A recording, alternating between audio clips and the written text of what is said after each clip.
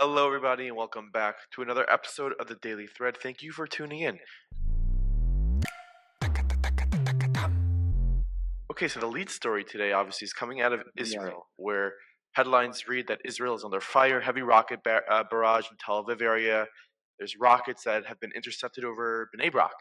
Um, this article reads, Red alert sirens were heard in Sderot, Ashkelon, Ashdod, and Netivot, and multiple nearby communities early Wednesday afternoon. The first rockets to be launched from Gaza since Israel launched Operation Shield and Arrow overnight on Monday. So let's talk a little bit why this operation was launched, Shield and Arrow.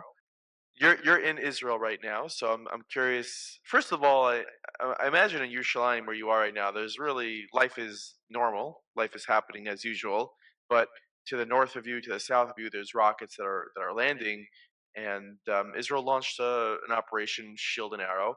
Do you know why they took that step to launch this operation? Well, first of all, Nachi, last week they launched a series of rockets from Gaza in the direction of parts of Israel, usually around what they call the envelope that is within like 10 or 15 miles of the border of Gaza. Israel doesn't have a tolerance for that kind of activity, and they've demonstrated in the past that they're going to have a meek or a weak reaction. The aggression and the violence emanating from Gaza is going to increase. So Israel put them on warning. They killed four leading Islamic Jihad terrorists. And like you said, I spoke to some of your cousins who live in Ashkelon and Ashdod, and they're sitting in shelters with their families this afternoon. And the objective is to, you know, deliver a blow to the terrorist infrastructure in Gaza to the point where they cannot do damage inside Israel. There are a lot of interesting things going on. For example, right now Hamas is not involved, according to news reports, in the conflict. And Well, who is doing this then? well, it's another organization. It's like Junior Hamas, which is called Islamic Ah, Jihad. And I was talking to a military person before who you have on. We recorded a video with Ron Yeager. He was explaining to me that Islamic Jihad does not have the powerful rockets that Hamas has. It seems that at this point, as of now, as of today, they're staying out of the conflict here. I wouldn't call it a war. It's a limited conflict, a low intensity conflict. And at this point, Hamas still hasn't taken the step and become actively involved. When you have missiles at a greater rate being fired towards the center of the country, that's the sign that Hamas has joined the current conflict. Till now, they've been on the sidelines. There's a lot. It's an interesting dynamic going on. I don't know where it's going to go or how long it's going to go, but Prime Minister Netanyahu said today they're ready to go to a full war with the terrorists in Gaza, and deal yeah. them a blow that they won't be able to recover from for years. Yeah, well, that's sort of been happening. And if you're watching this episode on YouTube, you'll see right now on the screen I have just some footage from the, the rocket attack that Israel has been handing to Gaza. They've been destroying their sites in which they've been launching rockets from. Um, Gaza strikes, these rockets into Israel, and Israel definitely responds with, I would say, greater force. And I'm not saying that in a critical way of Israel. They're just better at this game that Gaza wants to play. They're better at this game that the jihadists want to play with them. So this video over here on the screen is Israel basically eliminating rocket launching sites that these Arab terrorists are shooting from. You're going So to read that Israel's using the Iron Dome, of course, a defensive missile. That's a 95% success rate in terms of blasting missiles out of the sky that come from Gaza. Still, you're also going to read that mhm. about 5% get through. And there was a house damaged this afternoon in Sderot. Luckily, nobody was home at the time, but the potential for damage exists. And like you said, like I said, people are in shelters this afternoon in some of the cities that are closer to the Gaza border, like Ashkelon and Ashdod. You mentioned Bnei Brak, although I'm pretty sure that the streets are full of Bnei Brak and people are busy going to shul and doing whatever they have to do, as they generally don't pay that much close attention to what's Yeah. going on anyway. This video was posted by Noah Tishby just 9 minutes ago. She is a former special envoy for combating anti-Semitism, and she lives in Los Angeles and Tel Aviv. This is sort of the site that is taking place in Tel Aviv right now.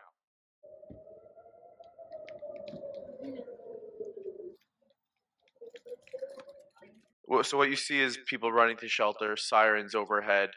What you won't see if you turn on CNN, MSNBC, and most of the mainstream media is that 350 rockets have so far been fired into Israel from Gaza. What you will read from some of these erroneous headlines is that Israel eliminated Arab comrades or Arab special forces, but what they don't say is they're terrorists. They are terrorists. They are shooting rockets into civilian territories. That's what you won't read, which is nothing new. Which is nothing new under the sun. You're not getting the full story. And it's interesting. Tucker Carlson posted a video, just to transition a bit. Tucker Carlson posted a video on Twitter just yesterday. Uh, as we reported before, Tucker Carlson, who is no longer part of Fox News, who had one of the more popular shows. You're a big fan of his. He posted on Twitter 17 hours ago that he is bringing a new show, a show that is full of truth, and he's bringing that show to Twitter. And So explain to me, how is that going to work? I mean, how are you going to be able to see the Tucker Carlson show every day on demand, whenever you want to see it? Well, I'll tell you that Matt Walsh has taken his stuff off of YouTube, and he's doing sort of the same thing. He is broadcasting his show on other platforms, but one of them is being Twitter. So he'll be posting his stuff on Twitter, and I'll just go ahead and show the 59-second video that Tucker Carlson recorded and put on Twitter. And I'll tell you off the bat, this video has, drumroll please, this video already has 91 million people that went to that tweet, 19.8 million views. But you know how many people watch Tucker Carlson on Fox News? What was it, 4 million people a night? Exactly. This tweet has nearly 20 million views in less than 24 hours. 20 million views in less than 24 hours. And this is what Tucker had to say. Hey, it's Tucker Carlson. You often hear people say the news is full of lies, but most of the time that's not exactly right. Much of what you see on television or read the New York Times is in fact true in the literal sense. It could pass one of the media's own fact checks. Lawyers would be willing to sign off on it. In fact, they may have. But that doesn't make it true. It's not true. At the most basic level, the news you consume is a lie of the stealthiest and most insidious kind. Facts have been withheld on purpose, along with proportion and perspective. You are being manipulated. How does that work? Let's see. If I tell you that a man has been unjustly arrested for armed robbery, that is not, strictly speaking, a lie. He may have been framed. At this point, there's been no trial, so no one can really say. But if I don't mention the fact that the same man has been arrested for the same crime 6 times before, am I really informing you? No, I'm not. I'm misleading you. And that's what the news media are doing in every story that matters, every day of the week, every week of the year. I want to cut him off there just for a second, and we'll continue this video. But let me ask you a question.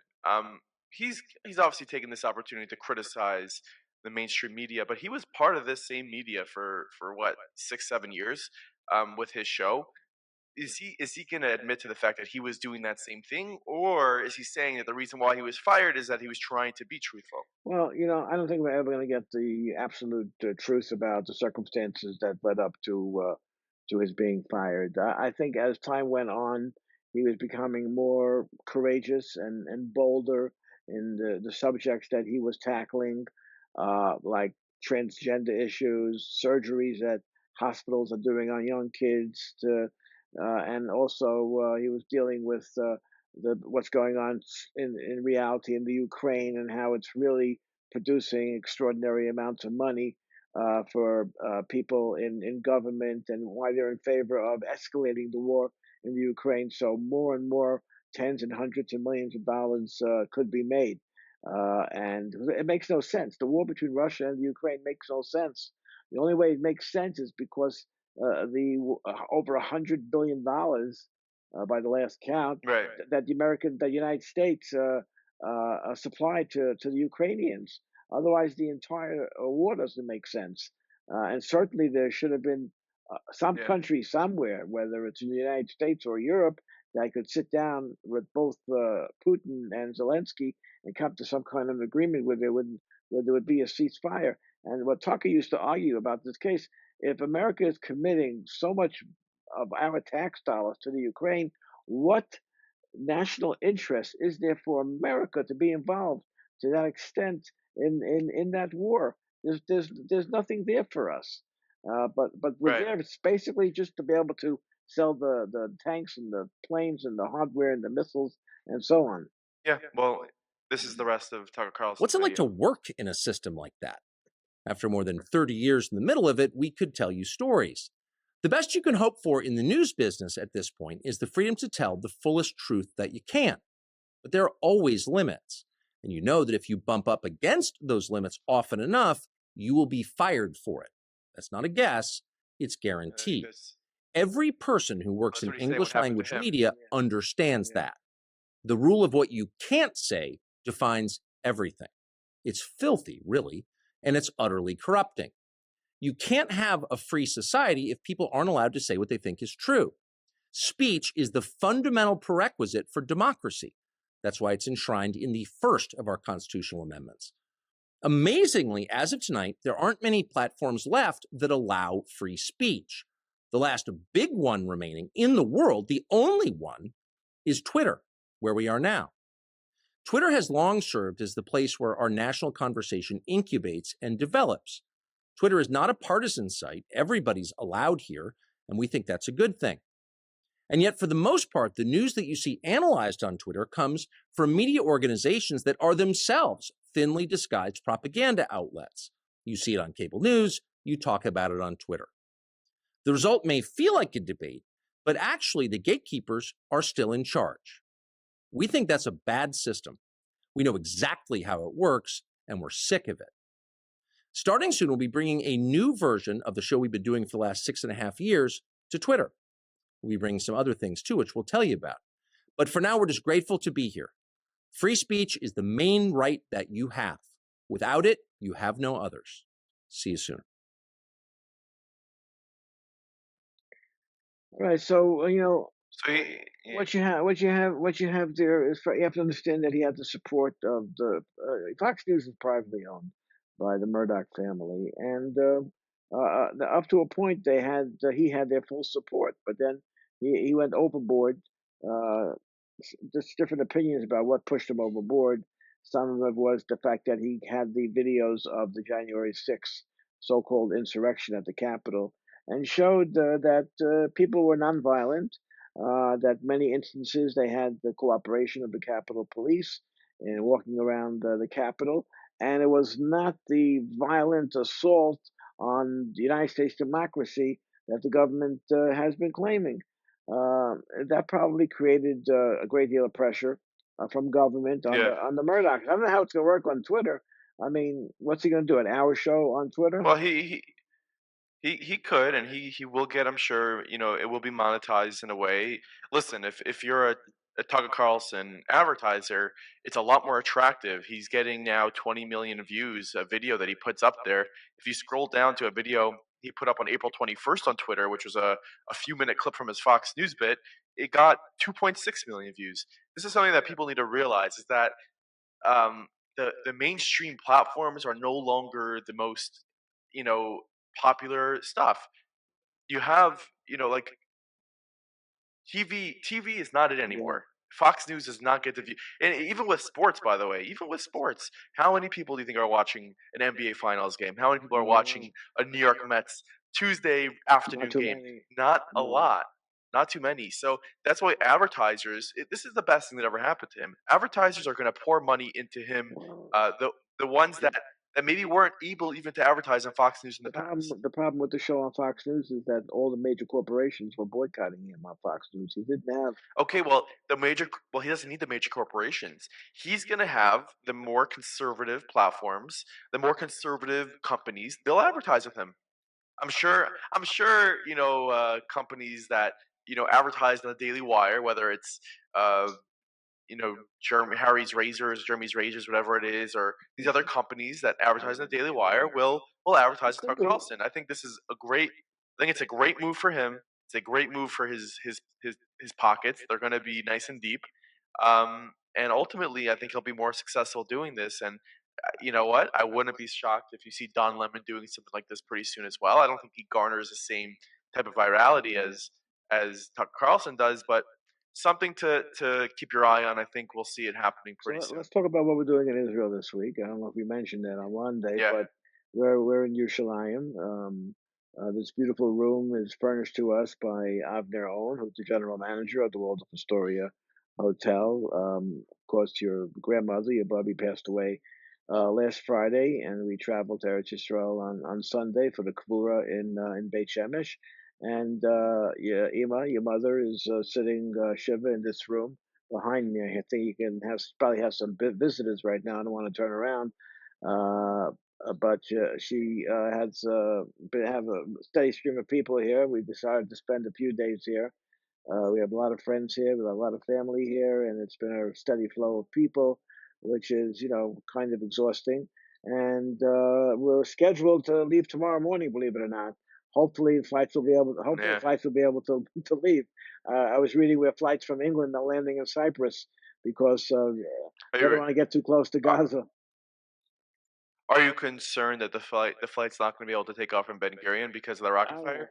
I don't. To be honest, I don't know how a plane takes off out of Tel Aviv when you have rockets landing in Tel Aviv. I just don't know how that works. No rockets landed in Tel Aviv. I don't mean to scare you. But I was reading this afternoon that the Israeli Air Force has the airport well protected for many miles. So they've had very, very serious conflicts here where the airport was never closed and flights left and arrived. But it's just some foreign type of airlines like British Air and other airlines that don't want to take any chances, so they just either cancel their flights or they reschedule or they land in a nearby country, like in this case Cyprus, and they wait out the action to see what happens down the road. So we're here. We're leaving tomorrow morning, God willing, Thursday morning, and we hope that we'll be back in New York tomorrow afternoon. And Ima will finish sitting Shiva for her mother, Chana Bas Shlomo Shmayahu. She's buried in Beit Shemesh, which is a very popular place, right across the road from Rabbi Zachariah Wallerstein. And there was a big crowd around. It seems there's a big crowd around his cave whenever I'm there. I was there a few months ago, and I was there on Sunday, or it's a Sunday? No, I was there Monday, and it just seemed that there was a lot of activity, specifically in that area. So that's what we're doing here. I think we're gonna end this because I'm going to turn around and see who's here because they're looking at they're looking at my back, and it's probably not that polite. But anything else you wanted to cover? No, that's pretty much it. Obviously, everyone should keep in their tefillas. What's going on in Israel? We have you're listening to this podcast on Apple or Spotify. All you need to do is type in Tehillim by Meaningful Minute on Apple and Spotify, and we have a recorded 150 chapters of Tehillim that you can while you're driving you can repeat after that, and you should be saying Tehillim around the clock for Israel for its safety. So go ahead and do that. You can search Tehillim on Apple and Spotify, and you'll find that. But until tomorrow, we will see you. Have a great rest of your day and stay safe.